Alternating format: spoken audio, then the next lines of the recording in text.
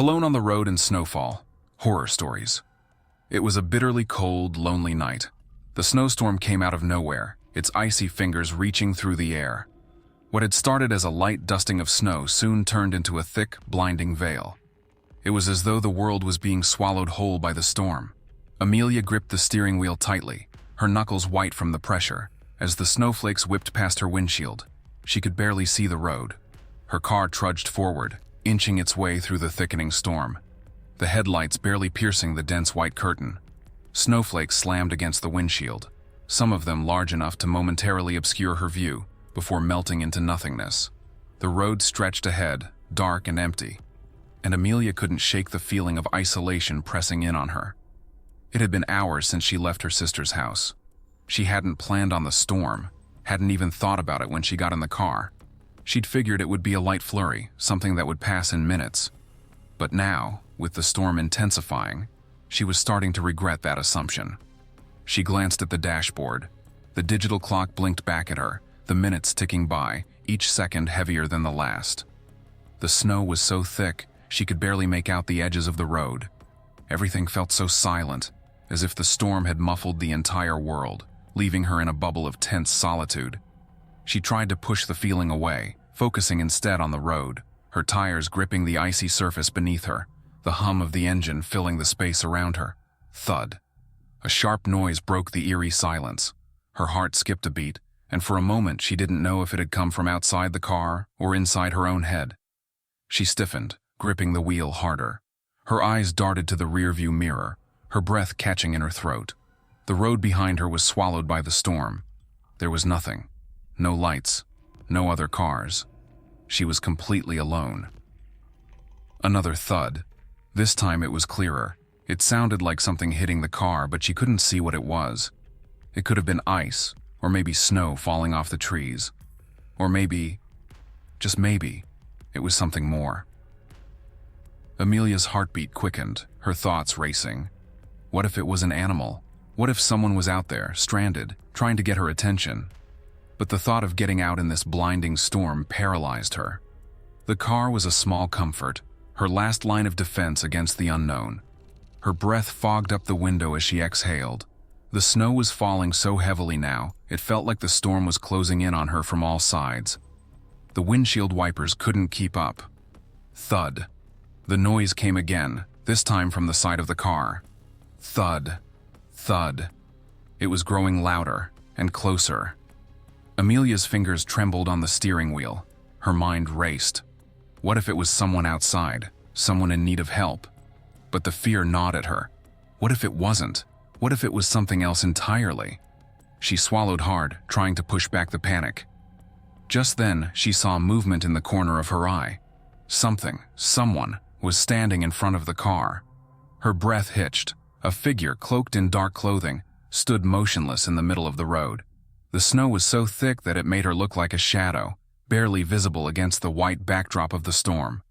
Amelia's hands tightened on the wheel, her pulse thundering in her ears. Who was that? What were they doing out there in this weather? She couldn't make out any features, no defining details. It was as though the person was just waiting. "Hello?" Amelia whispered, her voice shaky. She wasn't sure why she spoke. There was no way the person could hear her over the howling wind. But she said it anyway. "Are you okay?" No response. The figure remained still. Amelia's mind raced, her heart pounding in her chest. What should she do? She didn't want to risk being out there in the storm with someone she couldn't see clearly. But the thought of leaving someone out there alone was unbearable. "Hey!" Amelia called again, her voice rising slightly, though it still trembled with uncertainty. "Are you lost?" Still nothing. The person didn't move. They didn't even turn their head. It was unnerving. She should have driven away. That's what she should have done.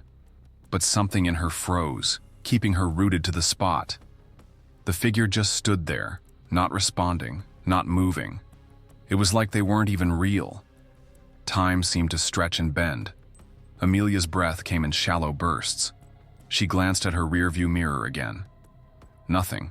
No one behind her. She felt trapped. Should she roll down the window? Should she open the door? but her hands stayed firmly on the wheel, her heart pounding harder now. She could hear it in her chest, the sound of blood rushing in her ears. And then, in a movement so slow and deliberate it sent a shiver down her spine, the figure began to move. It wasn't fast, but it wasn't normal either. The person began walking toward the car, their steps heavy in the snow. The hood of their coat was pulled low over their face, obscuring their features. Amelia's eyes locked onto them, her body going stiff with fear. Her hands shook as they clutched the wheel, her foot hovering over the gas pedal. She had no idea who this person was, but the way they moved, it was unsettling. There was no rush, no sense of urgency, just slow, deliberate steps. Her heart raced. Should she get out? Should she help? The thoughts swirled, but she couldn't make herself move. She couldn't take her eyes off the figure as it grew closer. Her throat tightened and her mouth went dry. She needed to drive away, to escape whatever was out there. But the figure was getting too close now. Too close. They were right by the car now, standing just outside the driver's side window. The wind howled and the snow fell in sheets. The woman, if that's what she was, just stood there, her face still hidden. The only sound was the howling wind. "Can I help you?" Amelia's voice cracked as she spoke, her throat tight. But the figure didn't respond. She just stood there, staring at the car. Amelia's heart was in her throat now, her chest tightening with the panic that was rising. She couldn't breathe, she couldn't think. What was happening? Why was this person just standing there? Then, the figure raised a hand. Slowly, deliberately, it tapped on the window. Tap, tap, tap. Amelia's blood froze in her veins. Tap, tap, tap. Her heart pounded, faster now, thudding in her chest. The sound was so steady, so slow, that it felt like it was inside her head. Amelia couldn't move, couldn't breathe. She couldn't even scream. And then, as suddenly as it had started, the woman stepped back. She didn't speak. She didn't acknowledge Amelia in any way. She simply turned and walked back into the storm, vanishing into the snow. Amelia sat frozen in the car, the world outside now eerily silent, save for the relentless storm. Her heart pounded in her chest. She didn't know what had just happened, but she knew one thing for sure. She wasn't alone on that road. With shaking hands, Amelia started the engine, her foot slamming down on the gas pedal. Tires screeched against the icy road as she sped away, not daring to look back. This is the Alone on the Road in Snowfall, horror story number 2. The snowstorm came without warning. Gabriella had been driving for what seemed like hours, the road stretching out endlessly in front of her. The kind of quiet that fills your ears and your thoughts until you're left with nothing but the hum of the engine and the soft glow of headlights cutting through the swirling snow. She had made this drive many times before, but tonight felt different. It was as if the storm itself had taken over the world. The snow fell thick, a blanket of white that blurred everything around her. She glanced at the clock on the dashboard. Midnight. She didn't even remember the last time she'd seen another car, or passed a town, or anything really. The world had fallen silent, swallowed by the snow. Gabriella's breath fogged up the inside of the window, and she wiped it away absent-mindedly. The heater in the car was on full blast, but it didn't seem to do much against the cold creeping in. The feeling of isolation, the vast emptiness, pressed in on her, squeezing her chest a little tighter with every mile. Why did it feel so quiet? She turned up the radio, hoping for a distraction, but the static seemed louder than the music. It made her nervous. She lowered the volume, the hum of the engine, the tires skimming over the icy road. That was all. And then, she saw it. At the edge of her vision, something shifted in the snow. A figure. Gabriella's grip tightened on the steering wheel. She blinked. Was it real? Was it just the snow playing tricks on her mind? But no, there it was again, standing still off the side of the road in the blinding white. What on earth? Her heart began to beat faster. She slowed down the car instinctively. It was like something inside of her was screaming, telling her to be careful, to pay attention. But she couldn't tear her eyes away from that figure. It wasn't moving. It was just standing there, tall, looming, waiting. The snow swirling around it made it difficult to make out any details, but it was undeniably there. She should keep driving, right? The rational part of her brain tried to convince her to keep going. Just keep driving. Don't stop. But something pulled at her. A strange, instinctual need to make sure. To check. Maybe they need help, she muttered to herself. Her voice was barely a whisper in the quiet cabin of the car. She slowed further, eyes fixed on the figure. Should she stop? Should she just drive on? There was no one for miles, nothing for miles. Just her, the snow, and the eerie presence standing there in the cold. Gabriella felt her heart racing. She knew she was overthinking it. She always did. But still, the uncertainty gnawed at her. She couldn't shake the feeling that she had to stop, that she had to help. Her hands were shaking as she reached for the door handle. She wasn't sure why, but her pulse quickened, every little noise around her suddenly too loud. The wind howled outside the car, the snow hitting the windows like a drumbeat, but there was nothing but silence in her mind as she unbuckled her seatbelt. Her hand hovered over the handle for a moment. Then, the figure was gone. She froze. Her breath caught in her throat. She leaned forward, trying to peer through the thick snow. Where did it go? It was as if the figure had never been there. Disappeared into thin air. Gabriella's eyes darted around, her breath shallow. Was she imagining it? The storm? The isolation? Maybe it had all gotten to her. No, it wasn't a hallucination. She'd seen it. For a moment, Gabriella allowed herself to relax, exhaling deeply. Okay, maybe it was just a shadow, or an illusion. But before she could start the car again, her eyes snapped to the rearview mirror. And that's when her heart stopped. There, in the reflection, the figure was back. It wasn't standing on the side of the road this time. No, it was standing right in the middle of the highway. Gabriella slammed on the brakes, her heart leaping in her chest. The car skidded, tires screeching, desperately trying to regain traction on the slick pavement. The figure remained in the middle of the road, still and motionless, as though it were waiting for her to stop. Why wasn't it moving? Who is that? Gabriella whispered to herself, her voice trembling. Her foot hovered over the brake, but she had already slowed too much. Her mind raced, her heart pounding so hard she could feel it in her throat. Should she get out? Should she try to help them? No, she couldn't. Not out here, not with the storm and the darkness. But her hands were shaking. Why were they shaking so much? What was wrong with her? And then the figure started to move, slowly, methodically. It was walking toward the car. Every step was deliberate, every movement measured, as if it knew exactly what it was doing. It didn't hurry. No, it moved like it had all the time in the world. Gabriella could barely breathe. The air felt too thick, too heavy. Her mind screamed at her to drive away, to put the car in reverse and get the hell out of there. But her body wouldn't listen. She felt frozen. The figure was closer now. Too close. Her hand moved to the ignition, fingers numb as she fumbled for the keys. But before she could even start the car, the figure was right next to the window. Gabriella froze. She couldn't see its face. There was just nothing. No features, no details, only a shadow against the falling snow. The figure was close enough now that she could feel the cold pressing against her window. The air seemed to freeze around her. Her chest tightened, and her breaths came out in short, quick gasps. She had to go. She had to get away. With all the strength she had, she stomped on the gas. The tires spun out, the car jerking forward as it slid through the snow. Just go, just go, just go. But as she glanced in the rearview mirror, the figure was behind her, following her. Gabriella's body went cold. It wasn't possible. How was it so fast? How was it keeping up with her?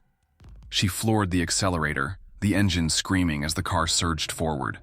But still, the figure was there just behind her, like a shadow, always just a few steps away. Desperation bubbled up in her chest. She couldn't escape. She couldn't escape it. She turned her eyes to the road ahead, praying for a sign, for something to break the nightmare. The headlights cut through the swirling snow, revealing a gas station. Her heart skipped. A light. A sign of civilization. She raced toward it, her hands gripping the wheel until her knuckles were white. But as she pulled into the lot, her relief quickly turned to confusion. The lights were off. The place was abandoned. The gas station, dark and empty, loomed like a hollow shell in the middle of the storm. Gabriella's mind reeled. This couldn't be real. She was out of options, out of time. And then, she saw it. There, standing at the far corner of the lot, the figure, watching her, waiting.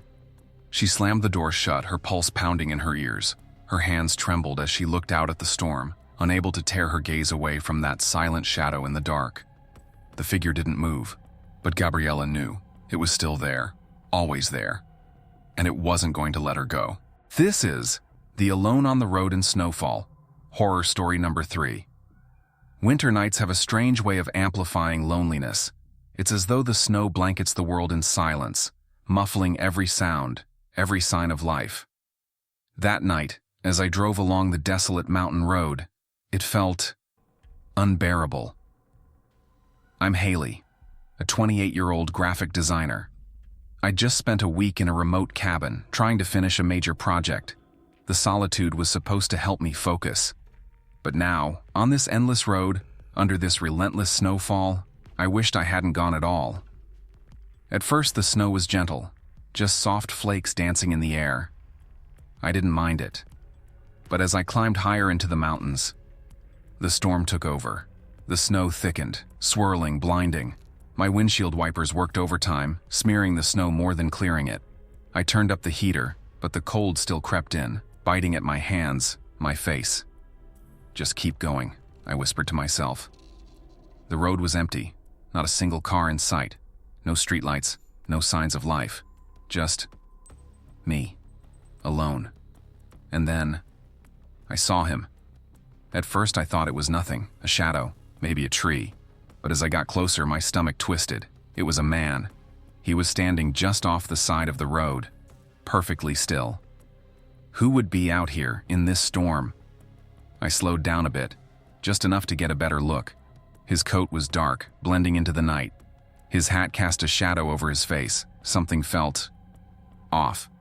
He didn't move, didn't wave, didn't even turn his head. I should have stopped. Maybe he needed help. But I couldn't shake the feeling in my gut. So I kept driving. As I passed him, I glanced out the window. He was just standing there, watching me. A shiver ran down my spine, and I gripped the wheel tighter. It's nothing, I told myself. Just someone stranded, that's all. But my heart wouldn't stop racing. The storm grew worse. Snow piled on the road, hiding the lines, the curves. My headlights struggled to cut through the white wall in front of me. And then, I saw him again. This time he was ahead of me. My foot slammed on the brake, and the car skidded, sliding slightly before stopping. What the? I stared. My hands trembled. My breathing quickened. It couldn't be him. There were no turnoffs, no shortcuts. He couldn't have gotten ahead of me. But there he was. The same dark coat. The same shadowed face. Standing in the exact same way. I swallowed hard, gripping the wheel so tightly my knuckles ached. Am I imagining this? I hit the gas, swerving slightly to avoid him. As I passed, I made the mistake of looking at him again. And this time, I saw his face. Or at least, I think I did. His eyes glowed. A dim, eerie light, like embers flickering in a dying fire. My chest tightened, my breath hitched. I didn't scream, I couldn't. It was like the fear froze everything inside me. The car fishtailed slightly, but I didn't care. I pressed harder on the gas, desperate to get away. The storm roared louder, the snow coming down like a curtain. The radio crackled, then died, leaving me alone in the deafening silence. I couldn't stop glancing in the rearview mirror, expecting to see him. And then, my car stalled. The engine sputtered once, twice, and then went silent. No. I frantically turned the key. Nothing, not even a click. I grabbed my phone, my hands shaking. No signal. Tears pricked at the corners of my eyes. Come on, please. I tried the car again, but it was dead. completely lifeless. That's when I saw him, standing in front of the car. My breath caught in my throat. He was closer now, too close. His head tilted slightly like he was studying me. I couldn't move, couldn't breathe. "Go away," I whispered. My voice cracked, barely audible over the storm. And then, tap. The sound made me jump, my heart pounding so hard it hurt. Tap. It came from the driver's side window. I turned my head slowly, every nerve in my body screaming. He was there, inches away, his glowing eyes locked onto mine. A sob escaped my lips. I fumbled to lock the doors, my fingers numb and clumsy. But deep down, I knew it wouldn't matter. And then, he was gone. The car roared to life on its own, the engine humming steadily like nothing had happened. I didn't question it, I didn't think, I just drove. The tires slipped and slid on the icy road, but I didn't care. My only thought was to get as far away as possible. The road stretched endlessly ahead of me, twisting and turning through the mountains. When I finally saw the faint glow of streetlights in the distance, relief washed over me so suddenly I almost cried. But even now, weeks later, I can't stop thinking about that night, about him. Why was he there? What did he want? Sometimes, when I'm driving alone at night, I find myself glancing at the side of the road. And every now and then, just for a second, I swear I see him.